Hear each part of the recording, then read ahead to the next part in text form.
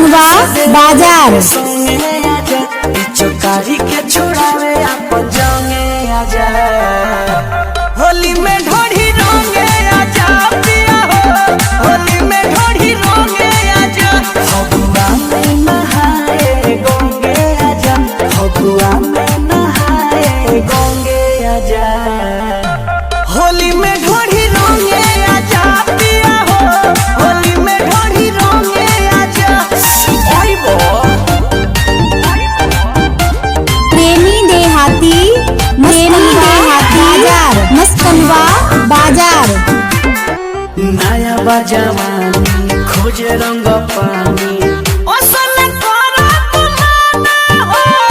ticket कटालो बात जनी टालो सुखे पूरा खजाना ए राजा कहे जब फगुनी बेअरिया देहिया से खुल जाता सोड़िया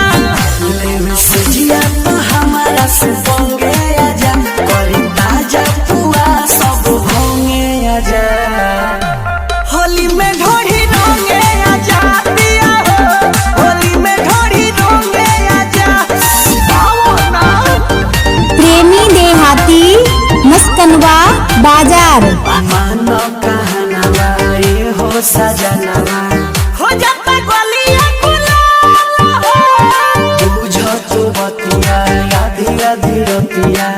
हो जाता मनवा बेहाल हो के मत कह आवा आवा हाली राजू राजा लेवे लमे होश माजा चढ़ल फागुन के बाटे उमंगे राजा तोरी चंचल हो हमरा के तंगे आजा होली में ढोढ़ी रोंगे आजा पिया हो होली में ढोढ़ी रोंगे आजा अपन पिचकारी लेके आवो DRS